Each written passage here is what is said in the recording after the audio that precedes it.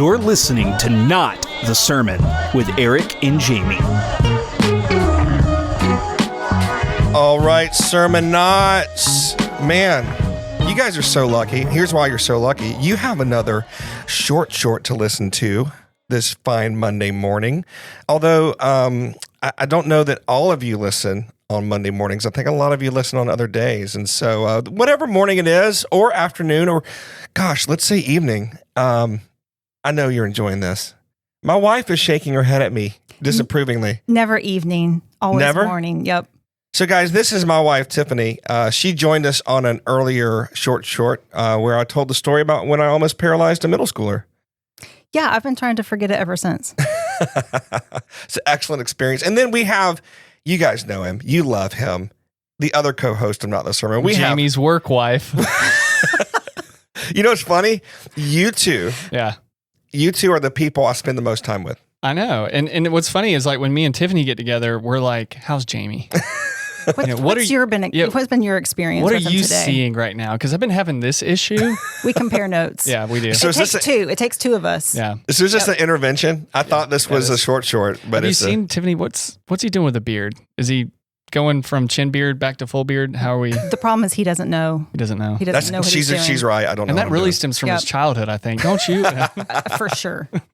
Yeah, no, that's totally what's going on. So, hey, listener, we're glad you have tuned in.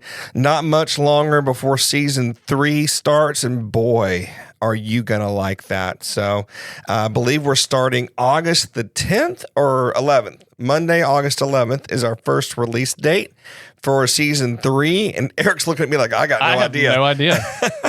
And that's why this works, folks, because we worked really hard. So today, I'm going to tell a story. As a matter of fact, I was planning on doing another one. And then just last night, Tiffany said, you should tell this one. I was like, oh my gosh, you're right. That's the one we're going to get to. So we're going to get to the time that we had a family of possums living underneath our house. Yeah, I like to call it the season where my husband was circling the drain of insanity. That's accurate. That's accurate. So we're going to get to that. But before we do, we have a little game. Yeah. We have a little game. So guys, I asked Eric some questions about his life, and I'm going to ask my wife to answer these questions and see how well she knows Eric. I'm going to get him wrong. He went really deep. I was surprised. Like there was some stuff that I had really worked on in therapy was undone when he asked me these questions. Undid is fine. That's perfect. And then after she gives her answer, Eric, you can explain if there's any splaining to do about these. Yeah. I did not know a lot of these either. So, no, these are multiple choice, babe. So at any point in time, you have 25% chance. Perfect.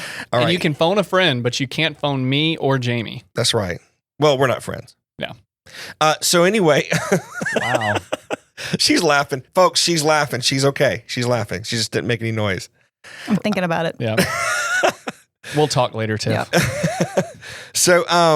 So here we go. Question number 1. I'm going to award you points based on your answer. Are you going to keep track of the points? Yes, big time. Yeah. Yeah. Never. He's never going to keep track of the points. I'm going to write it on the tablet of my heart. They're useless. Yeah. Question number 1. Where was Eric born? We got 4 options here. Where was Eric born? Dothan, Alabama, Tallahassee, Florida, Thomasville, Georgia, or Eric wasn't born, he always was. Oh. And this is not a trick question. Oh, yeah. No, for sure he was never born. It's just an illusion. Yeah. No, I think if I had to pick, I'd say Dothan. Oh, Eric, what's the right answer?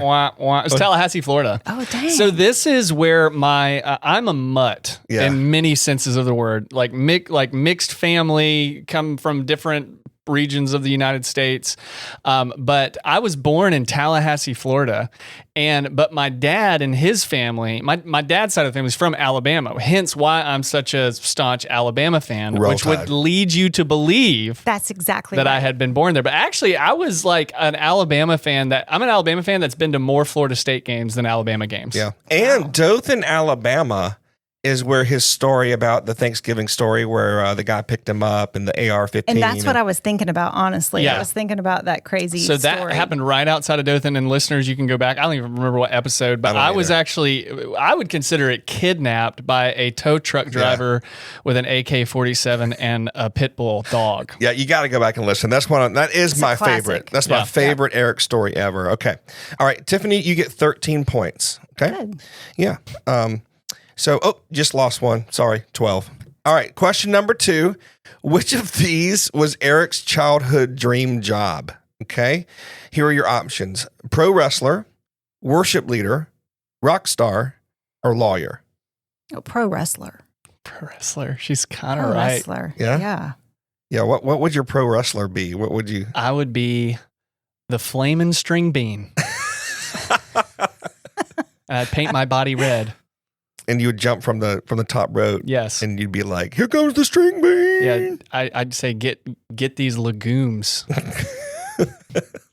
All right, that is not correct. Eric, what is the correct answer? I wanted to be a lawyer for some reason. I don't know why. It was up until like later in high school that it was when I got saved and figured I wanted to be a pastor.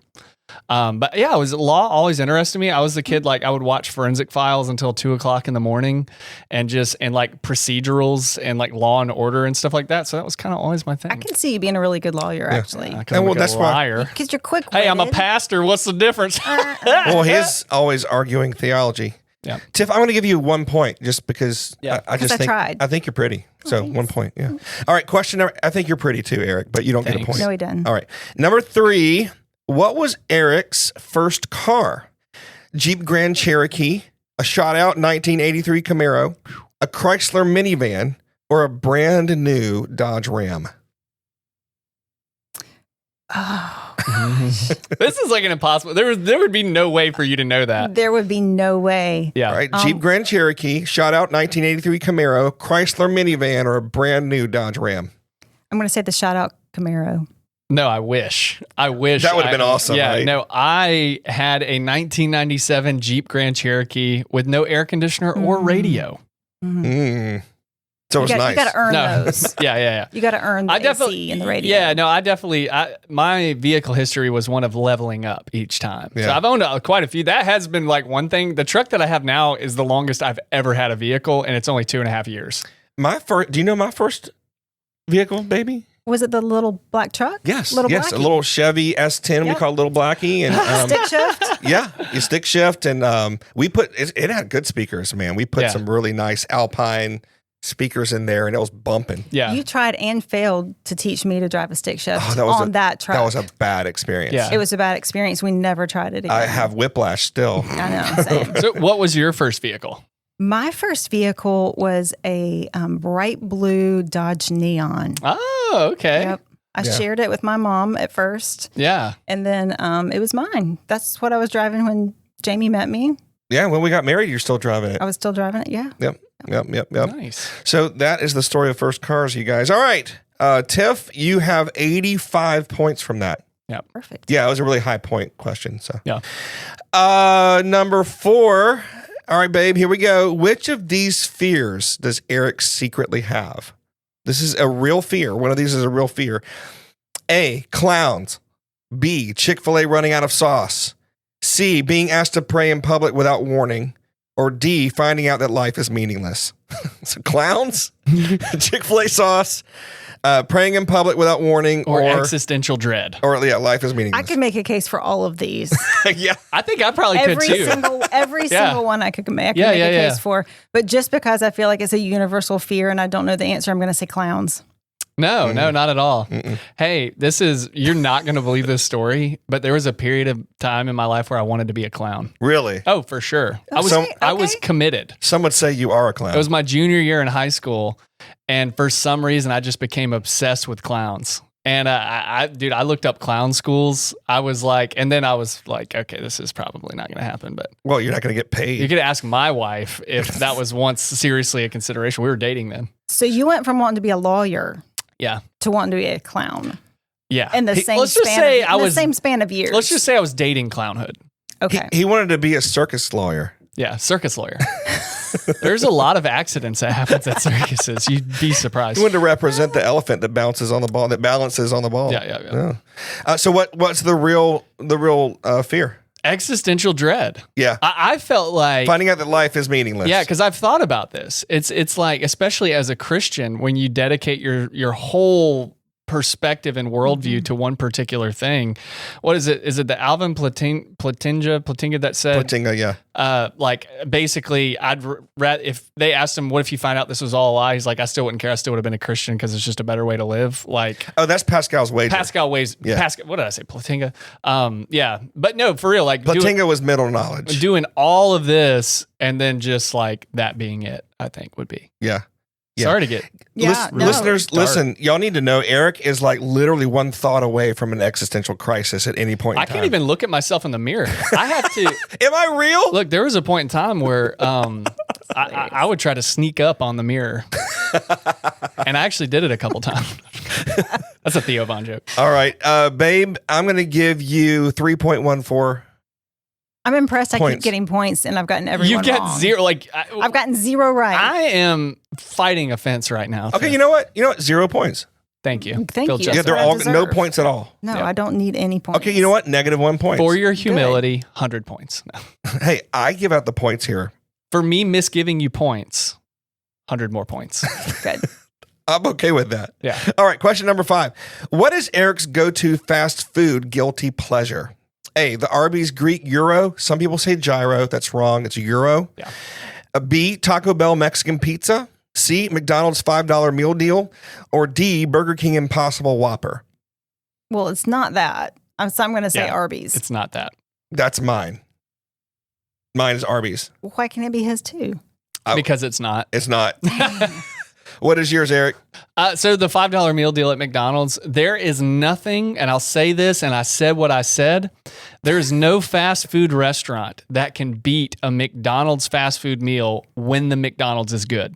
Shout back to episode 1. And yes. Therein lies the whole conundrum is when it's good. When it's good. And it's rarely good. However, I don't care how many fights or babies are born in the dining area.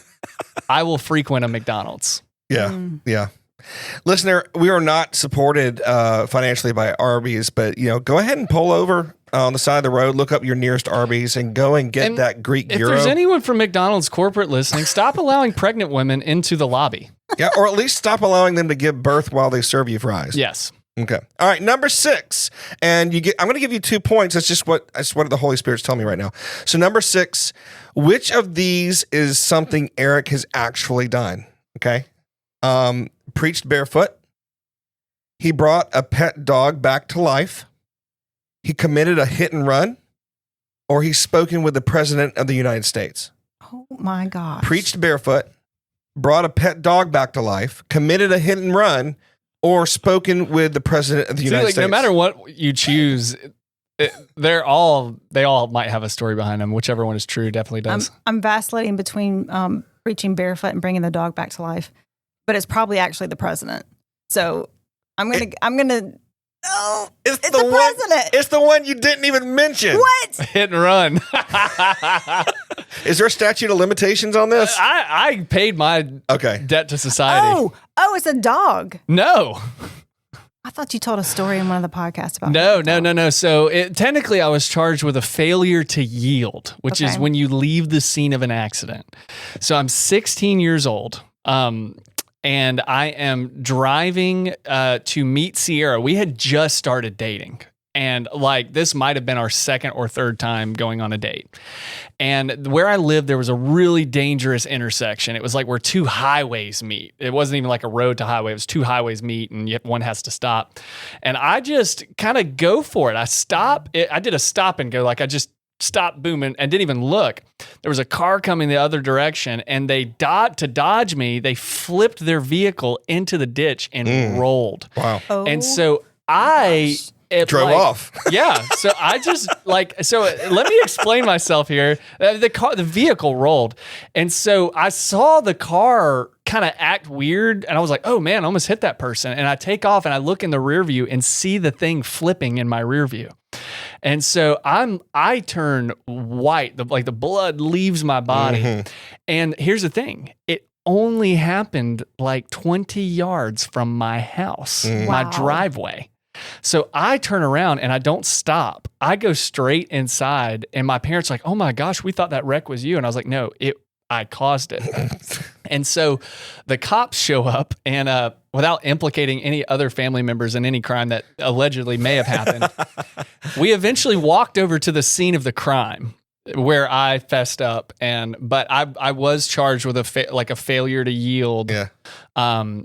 Had to, Wow.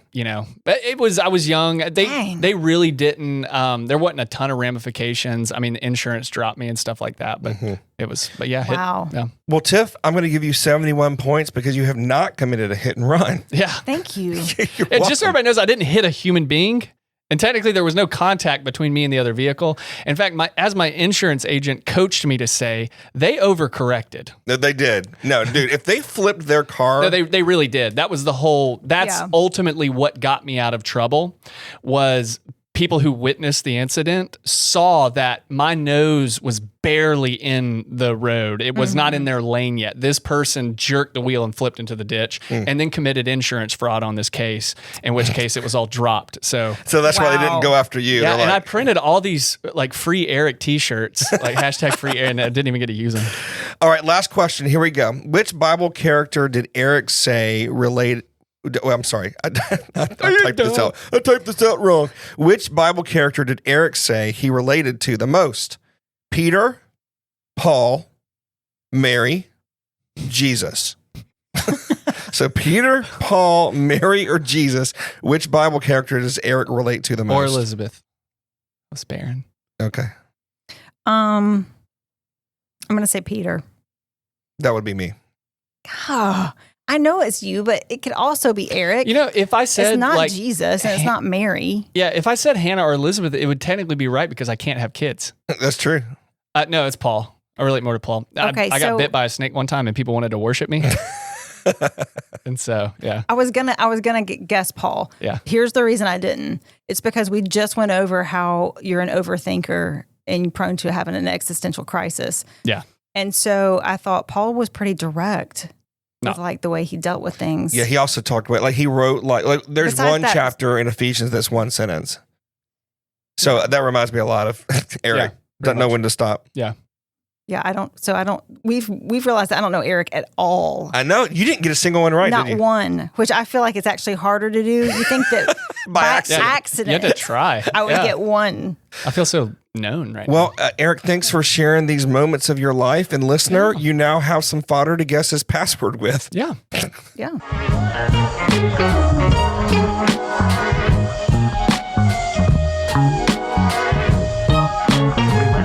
Boy, was that fun.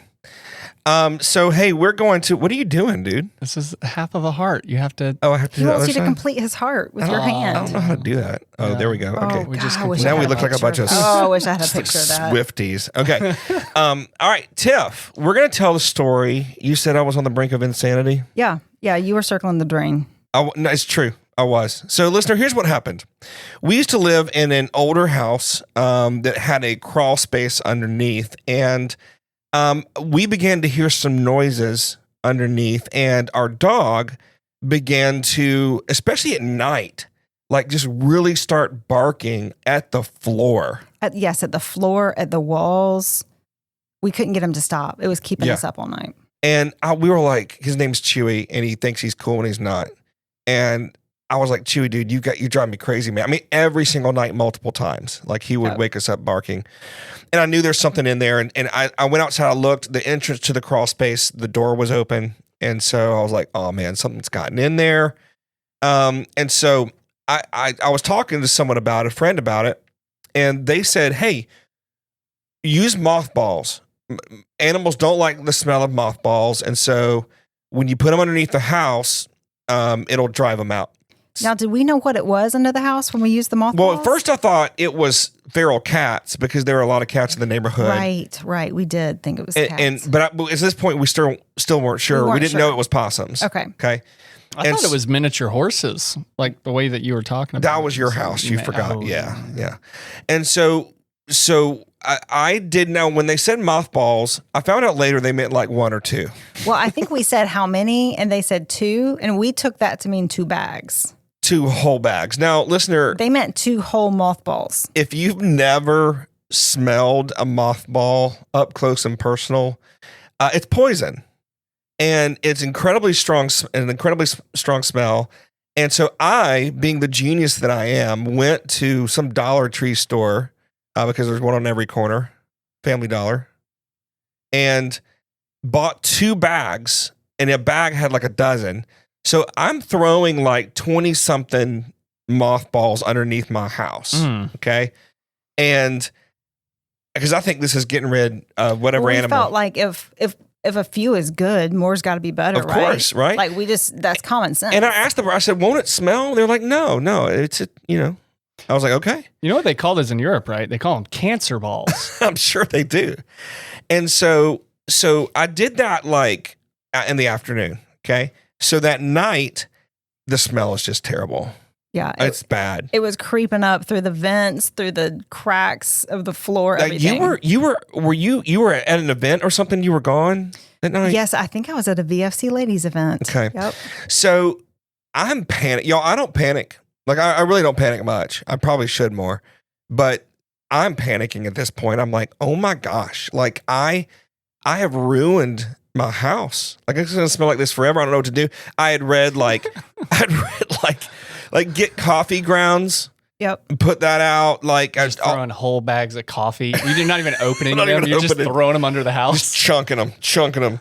And so like all this, I'm buying like all these plug-in like Glade things. Now, when you say you chunked them under the house, was there like, did you have any direction, or you were just chunking at will? No rhyme or reason. Well, hold on. No, you're right. I didn't have a rhyme or reason. There was a direction where I heard most of the activity. Yeah. And so that's the side of the, because again, this is a big house, older house, and lots of crawl space room.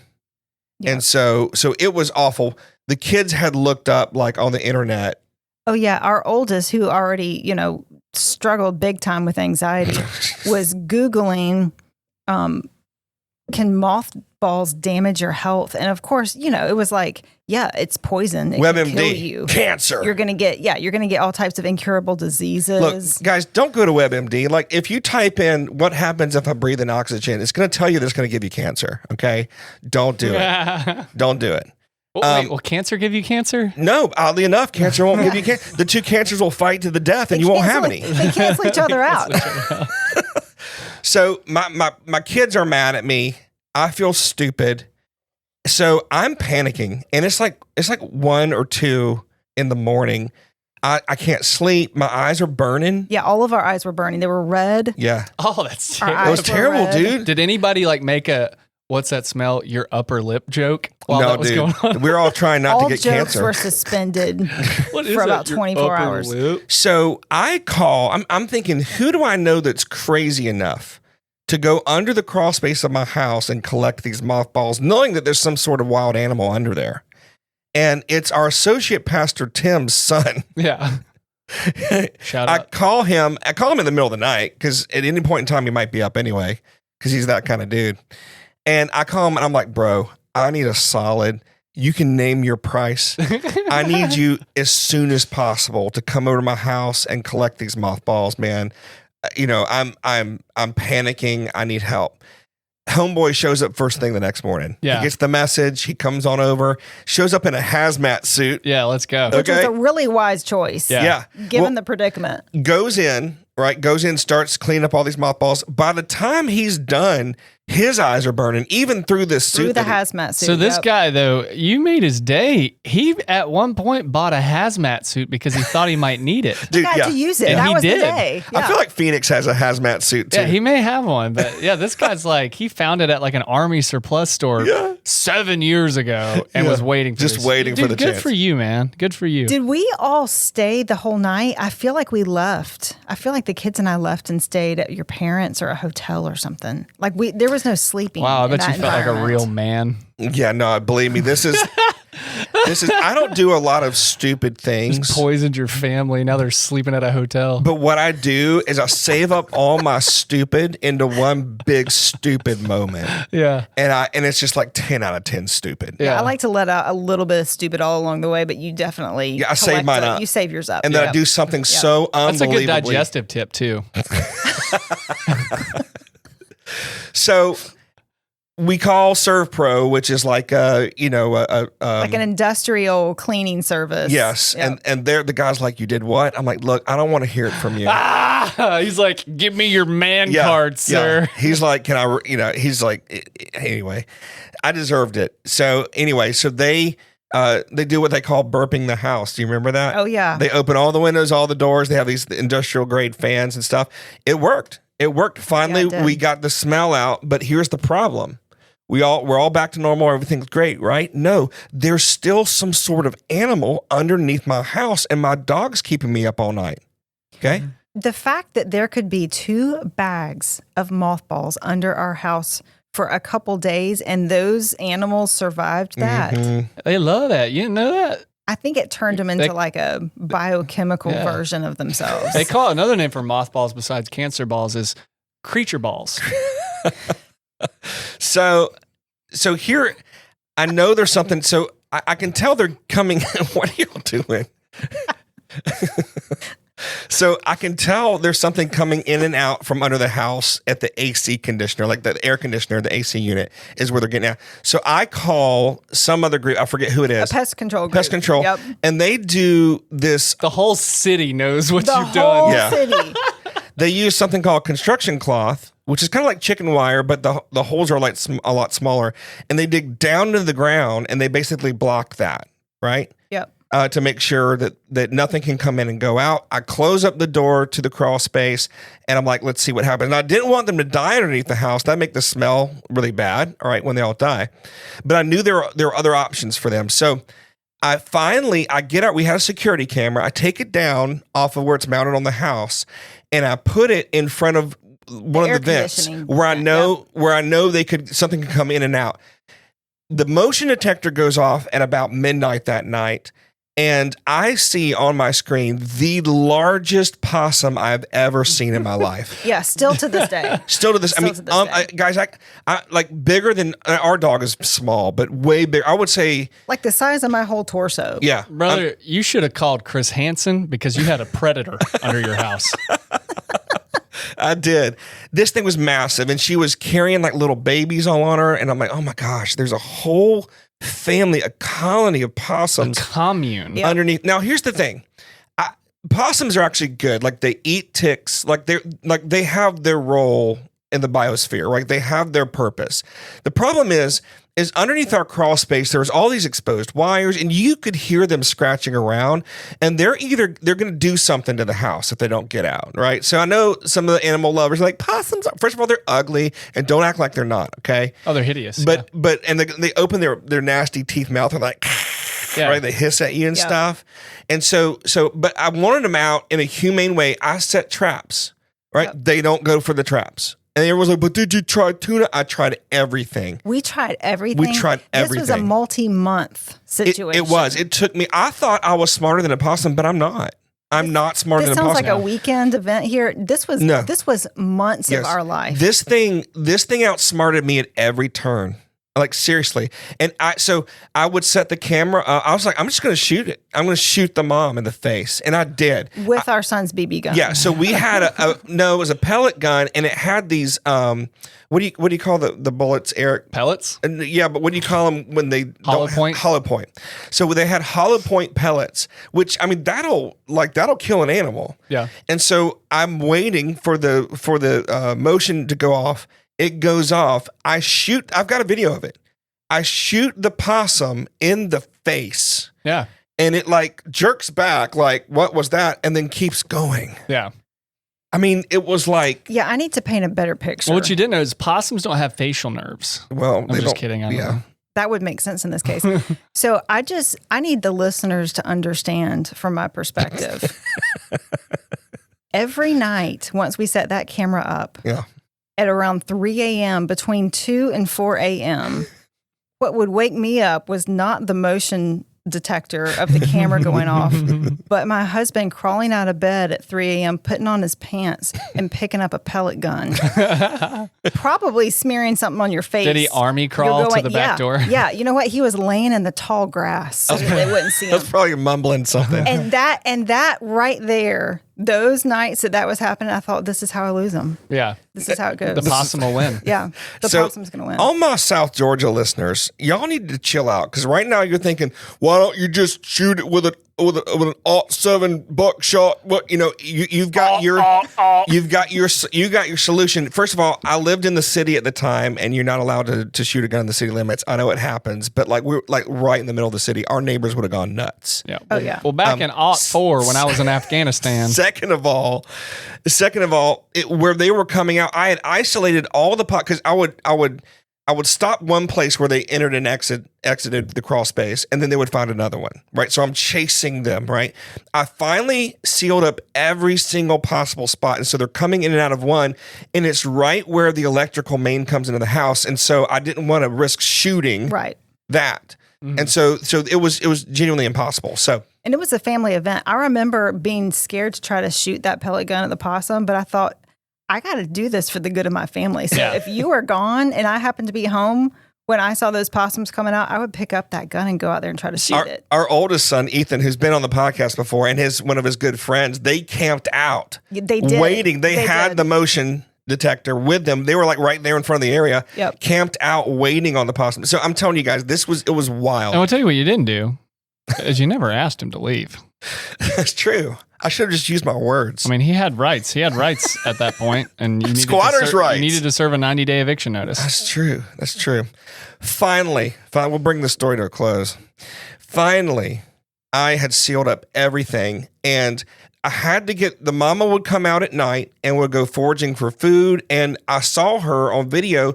She was grabbing leaves and twigs and sticks and pine straw. She was building another nest. She's going to have more babies. More babies. What is she doing? I didn't see a daddy anywhere. Who does she think she is? And so anyway, she comes out. So my goal was wait till she comes out and then board up the area she came out of, but leave a tiny, tiny crack so the babies can get out so they don't die underneath the house. Yeah. Okay. And that's exactly what happened. Oh. Finally, one night, I saw this massive, monstrous possum come out from under my house. And so after it was gone, I boarded up the area, leaving literally. Now, I'd tried this before, and she got back in. It's crazy. She morphed her body. Seriously, their little skull, if their skull can fit through something, they're going through it. It's like they turn into liquid and just ooze. It's crazy. It really is crazy. Yeah. So I made it so small so she couldn't. I have her on video scratching at the thing trying to get back in, and then all the babies come out, and then boom. Then I totally sealed off all the entrances and exits. We were done. Wow, so you evicted a single mother. Yes. Good for you. Wow, you're a man. Feel good now? Yeah. No, feel great. Yeah. I got a new lease on life after this happened. This was about 5 years ago. A new lease on life. Yep. Man, the sky was bluer. Yeah. After the mothball incident, you were looking for any way to prove your manhood and kicking out a pregnant mother. That's how you did that. It was so bad. It was a crazy time. And maybe, listener, you're thinking that wasn't that bad. It was bad. It was bad. I feel like we canceled plans. We're this is our whole life right now, is getting this possum family. You can only go so long without sleep. Yep. I mean, seriously. Yep. And I'm pastoring, and this is shortly after COVID. And so everyone's gone nuts anyway, right? There's riots in the streets, and I've got possums, with a switchblade and a gun holding me at knife point and stuff. Yep. So anyway, you can judge me all you want, but that's the story of when the possum family moved into my house or under my house. And I got my sanity back mostly. I'm a little different. I still have a tick, that kind of, shows up every once in a while. Like a tick that sucks the blood out of your skin? Yeah. Yeah. No. Yeah. Just my neck just kind of twitches, every once in a while, especially if anyone says possum. I still have these videos. I have the video of the massive. As a matter of fact, maybe I'll put, if you guys want, you can comment on our social media. I will on Facebook. I can't do it on Instagram, but on Facebook, I will comment on this if you guys want it. I will post the video of this massive possum coming out from under my house. So you can see, I am not lying about how big this thing was. I know, dude. Jamie, you were so scarred by it, you couldn't even listen to George Jones anymore. The possum. Country music joke there. Yeah. The 3 people who got that, congratulations.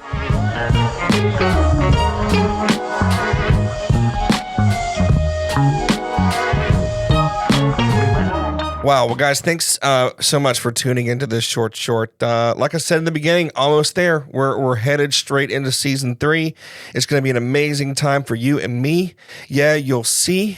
Yee. I was wondering if you were doing that intentionally for a while. Well, at first I wasn't, but then I noticed it rhymed, and so it just happened. Good for you. Yeah, thanks, man. Thanks for letting me crash.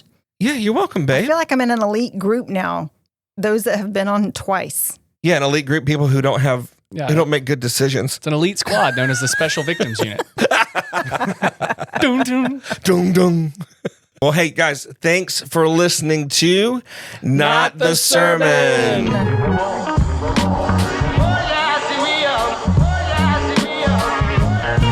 Thanks for listening. This podcast is a production of Victory Fellowship Church in Thomasville, Georgia. Eric and Jamie can be reached at emailing notthesermon@gmail.com.